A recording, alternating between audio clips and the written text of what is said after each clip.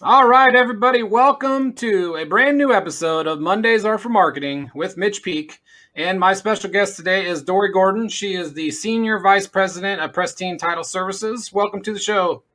Well, thank you so much, Mitch, for having us today. Yes, absolutely. And so, to kind of dive into it, this is kind of a new role for you as the Senior Vice President of Pristine Title Services. So let's start. Tell me a little bit about what Pristine Title Services is and what you guys do. Yes, Prestige Title Services is an offshore and onshore resource to title companies for their searches. Anything from just a tax certificate to the complete file. One of the secrets about us that our secret sauce, let's say, is that it's speed of time. So we can have a file turnaround in as little as 3 hours. And then obviously, if it's offshore, we save the client 30% or more. Awesome. Yeah, and being offshore too, you're available more frequently than just 9 to 5, right? I mean, Correct. having that availability is going to help. We have two shifts, and we have about 95 employees in Asia, India, that work two 12-hour shifts. So yes, we have, the speed of the delivery is definitely there. And then we have seven in the US, and they're more corporate hours, 8 to 6, and Monday through Thursday, probably 12-hour days. Right. Perfect. Well, that's great because the availability is key, especially as being a veteran of the real estate market. That things are critical right now, and time and speed is very important because there's so many transactions happening. People are Correct. having trouble with getting title done, or searches done, or people are just having to hold off on their 30-day close because of issues. So it's important that you can get that turnaround. So one of the neat things is, to help that, we work on their software platform, whether it's Qualia, SoftPro, whatever this software they're using, and we have one point of contact, which makes it super easy for the title company and the principals, with them. And then what we do is we streamline and we set up certain systems and processes for that individual title company of how to conduct business with them and how to input on their platform. So, and that, obviously is very streamlined. It helps also in the process, I believe, with them. Absolutely.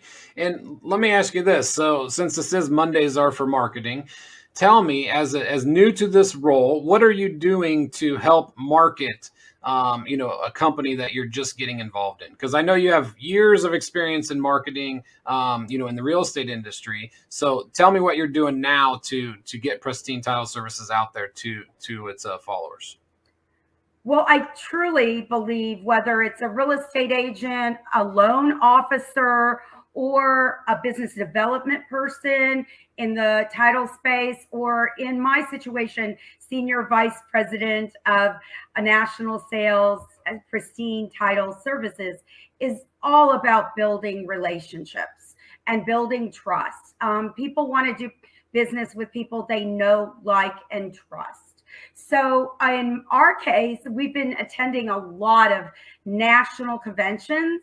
And so that, that face to face contact, which is so important. We went to TLTA, we went to NS3, we went to Maryland's, land title associations, and TLTA, for those of you that don't know, the initials are Texas Land Title Association. And attending breakout sessions, it's not enough just to meet someone and introduce yourself, but you get to know someone when you're sitting next to them Right. in a breakout session, or in, I was sharing also, it's like you need to bring some value to that person. And sometimes you have to get to know the person and get to know their needs. So Right. setting up some exploratory calls, and whether you're a realtor or a loan officer, if you can't meet in person, using Zoom calls or Microsoft, team meetings, and getting to know them and being a good listener first and foremost is so important. And whether I'm teaching an agent or myself, I believe that you have to stagger the interaction, so to Right. speak. So it's got to be a phone call, an email, a thank you note. There's something about handwritten and receiving something in the mail, and then an in person. And it has to be a blending. And I've in the past joked with my agents, but it's like dating someone. You can't be stalkerish about Right. Yeah. And to your and point, I laugh with that, but I hate right. to allude to that. But there is, and one thing I know of Rashawn Sharma, I just respect him and admire him, who's been in this space, our executive vice president. He's gets anxious, and I'm like, again, I'm doing due diligence and finding need and matching definitely needs and bringing things together. So there is definitely, don't you agree, Mitch? Yeah, definitely. And it's like you said, the thank you notes, a lot of people don't take the time to do that. That's why it's so powerful. When you get a handwritten note, you're like, oh, they actually care. They actually took time out of their day to not just send me an email, but to send me a note saying, hey, thank you. They could have got on Facebook Messenger and been like, hey, thanks for your business. you know, and it's like that. Even my wife, she sells Scentsy, Yes, warmers and yes, waxes and stuff. And, she noticed a tremendous difference in, her sales because of that same thing. You have to, first of all, you got to do video. You got to put a face to a yes. You have name. to put a video Yep. And, and and you got to do the thank you notes. You got to do the emails. You got to do the texts. text There's a messaging. lot. Yes, and I do deal with C-suite, so I try not to necessarily, text them. However, at NS3 we used an app called Wava, and I was one of the leading. Actually ended up being second with my points because I was messaging through Wava, which is a professional platform to do instant messaging. So Oh, there's a okay. way, to do that. I was sending private messages and then public. You can, have public on this app called Wava, and they use it for a lot of conventions. One thing, going back to the thank you notes, I'd like to really touch hard on that. I use a company called Send Out Cards, and I can take a picture of us doing this podcast and then send you a thank you note. It is so powerful. And, one of the neat things about doing send out cards is if I were at a convention and I shot a picture with a speaker, let's say, and then I had something very personal inside, when they got that card, it is glossy, it's cardstock, they literally could frame it. And Right. so many of us don't print pictures anymore. Yeah. And so that's why the impact is so amazing when you get it. And there's no touching with COVID, envelopes or stamps or having to go to the post office. The other thing I truly believe, and I'm glad this is Mondays are for marketing, of giving things a value. And obviously, because we're real estate title and mortgage individuals, we have to do things within our guidelines if we have Right. a license. So I'd like to disclosure here. So, but also small things of value go so far. Like for instance, I could send these delicious brownies with the thank you note. Right. The other thing in the past, a lot of agents, it's funny, I have my laptop propped up on this. It's and underneath it's ninja selling ninja. So Okay. it's book You probably have heard about it. It's created from the group, which was out of Colorado, and it's about 30 years old now. But one of the things they believe in is, starting the day from gratitude. And it's a 6-step process, but the last step is sending 2 thank you notes every day. And I'm such a firm believer in it. And that George Bush Sr., he attributes him being president to every night writing 10 of them. And Barbara also was definitely a thank you note writer. Oh, really? That's awesome. I didn't know that. So yeah, I think they are key to anybody's relationship building. It's going to set you, put you out there above everyone else. And you send them like you said, a thing of brownies or some cookies or something silly like that makes a huge impact on their lives and on your relationship with them for sure. So tell us a little bit more about Pristine Title Services and how it began or how you got involved and how it helps others. Yes, of course.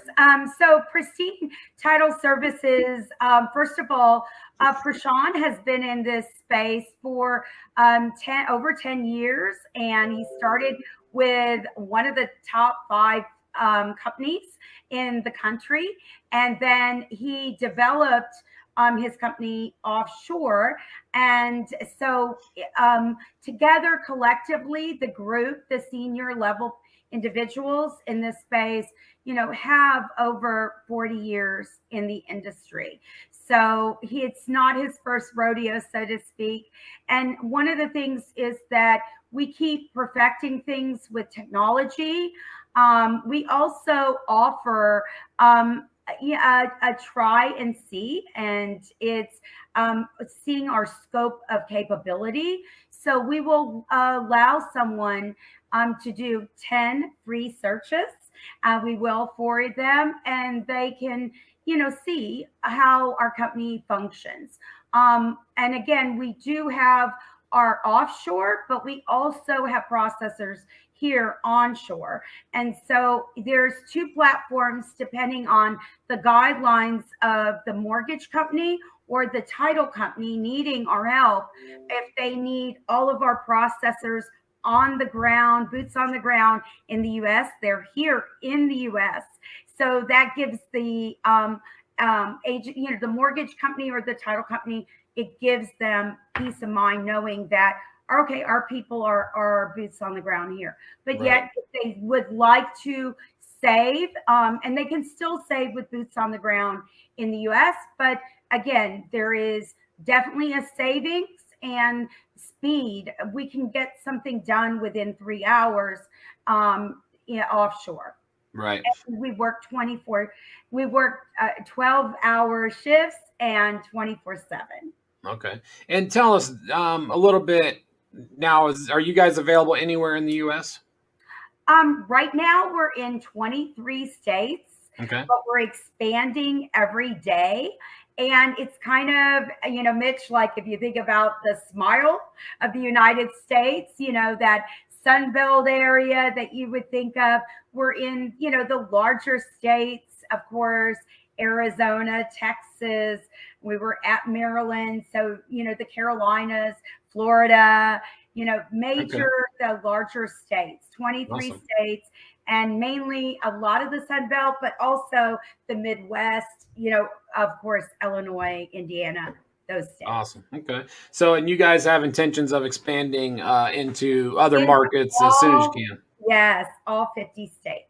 Yes. Awesome. Well, let's touch on your history in the real estate market.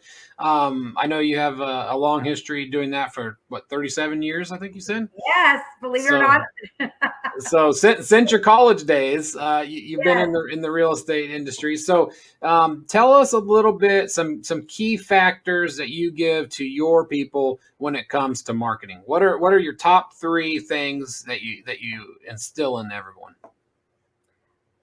That they have to have obviously a geographical farm. I'm still a firm believer in them developing a geographical farm, and they have to be comfortable in that geographical farm.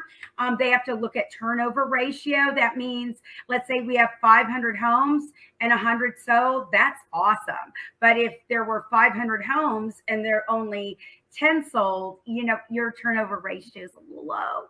So Right. you want to look at that turnover ratio with them choosing a geographical, but then also their personal, farm that people they already know, like, and trust. And I'm all about relationship building and operating strategically. People do business, as I said, with people they already know, like, and trust.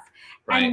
And one of the gifts I think I've had, and I'll explain, this is at the start of my real estate brokerage management career. I like sitting down with the agents. Sometimes it takes one or two coaching sessions and really diving in deep.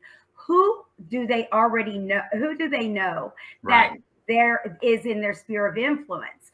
And so I'll give you an example. The first year of my real estate brokerage management career, I had a young gentleman. Was a graduate of Prairie View A&M. He was a social worker. He actually did calls to houses of people out on parole. And he liked his job. He felt like it had meaning, but he wanted to segue into real estate full time. So he was very proud of his university. And I said, I know you're so proud. And it's July. Why don't you go back to the housing director? Tell him, her, that you are in real estate and you are open to working with the students on housing. Many of the seniors, they rent houses, 4 guys, 5 guys together. And so he did. Not only did he get leads from the students, she gave him all the incoming professors. And guess what Oh. those were? Those weren't leases, they were sales. Cha-ching, cha-ching. So it's all about developing. The other thing is, I like having at least three sources for them. So I'm a firm believer. One of the things, and I was sharing a video before we started, is Op City. They're owned by Realtor.com. And so, I love them because the agents can pay for those leads on the back end, so to speak. But yet it gets the agent's feet wet. And if one or two of their transactions while they're scaling are from Op City, that's great. The other Right. thing is, I'm a proponent of open houses. NAR statistics in the last 5 years, believe it or not, it's over 80% of consumers don't always have the realtor. So when they come to an open house, can you imagine 80%? But many of them, they know they want to be in that school district. They know floor plans. They know what's sold in the last 6 months. But again, they might know 12 agents, which, most individuals do know, but they haven't selected a realtor to help them. So Right. I think it's a great way for newer agents to get up and running. Seasoned agents, I think they need to look at how much they're spending, and top producers. And I've heard anywhere from 17 to 50% of the gross income is spent on marketing. And you can do anything. You can do video podcasts, you can do radio shows, you Right. can do direct mail. I mean, top producers do it all, as you Yeah. know. And So that comes to my point I was going to say is people, I think, in the beginning make a mistake by not their circle of influence don't know what they do. They're like, oh, my friends and family don't care, that I'm a real estate agent. I'm going to go find business, and they put their time into finding new business. But, you look at their Facebook and like, their cousin buys a house and they're like, wow, why didn't they call me? Well, because they didn't know you were a real estate agent. So I think in the beginning, it's very important to do video and let people in your circle know what you do. So, they say if your friend is a tax accountant, that's where you get your taxes done. If your friend's a mechanic, That's where you get your car work done. If your friend's a doctor, that's where you go. So it's important that people know what you do so that they can turn to you when they have a question. Well, and a simple thing that an agent could do is to have breakfast or lunch meetings with people they already know, like, and trust. And what they do is they can do a comparative market analysis on their address, because this is someone they probably have been to their home. Right. And just have we I love the acronym FORD. Have a conversation with them on their friends and family, organizations, or their work, their background, occupation. So organizations are recreation. Maybe their kids are in soccer, and how's soccer going with Johnny? And then if you get to D, you really have a friend for life, because it's talking about their dreams and where they want to go. At the end of the meeting, the breakfast meeting or the lunch meeting, then give them the comparative market analysis and say, look, part of my job as a realtor is to be on top of your financial investments. And I don't know if you realize it, but your home in the last year, because of our market trends, has gone up 23%. And I Right. just thought you would want to share this with your significant other. So take this with you. And, we don't have, it's not to go over today, but we could have another chat about it. Right. And if it's not for them to, want to sell, it's always nice for them to know that Oh, to they can, know. that they can use that as, to get some money to, make some improvements or Leverage, whatever they want to do. leverage. And Mitch, our industry is very much so changing, and different platforms, with iBuyer platforms, or there's a new platform that is like a co-ownership with millennials, that they can pull money out for vacations and college, and but then when they have a big bonus, they can pay down on the principal. So Right. there, yes, but it's developing. And that person, instead of seeing you as a nurse or a teacher, they're seeing you as a true professional. It's Right. similar to what your financial planner does, or a really good insurance agent would do also. They're concerned about your financial wherewithal. And Yep. more than likely, our nest egg is where in our real estate, a lot of it. Yep. Like they say, that's one thing they're not making any more of is land. own, Mhm. own some land because they're not making any more of it. Right. Yes, exactly. And the way the market's been the last couple of years, it's done nothing but go up and skyrocket.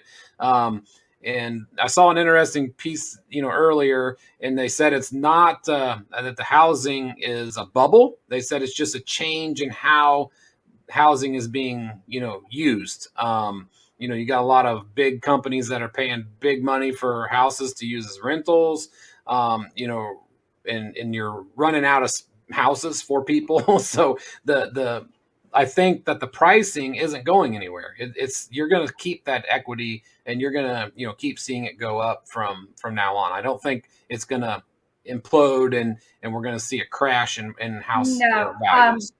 I was one of the lucky ones, touch wood, that I survived 2008, 9, 10, and 11. And actually, our brokerage firm grew from 180 agents to 170. And I was really proud of them.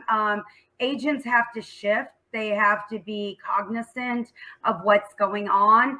And so I said, look, if someone's not qualifying, because we went from what on, and this, we went from from conventional loans about 80% to what, FHA, if they're, and with 17 conditions coming Right. down.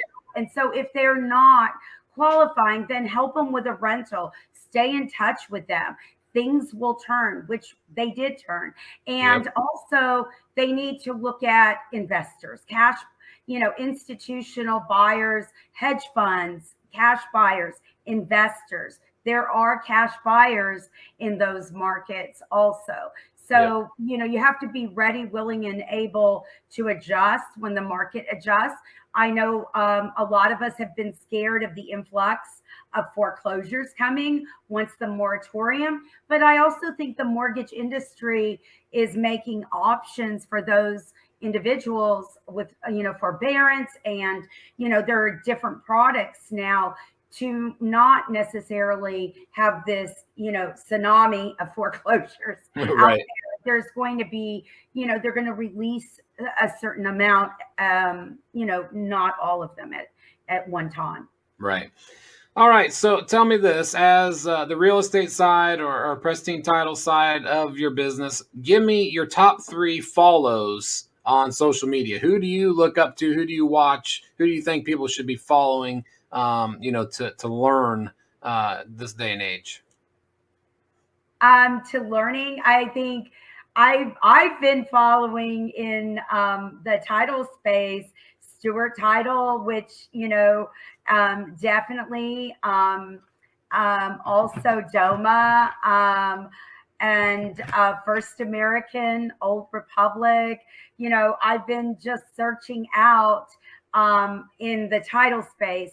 um, I've had the pleasure of, at NS3, Gino Blafari, who is over home services.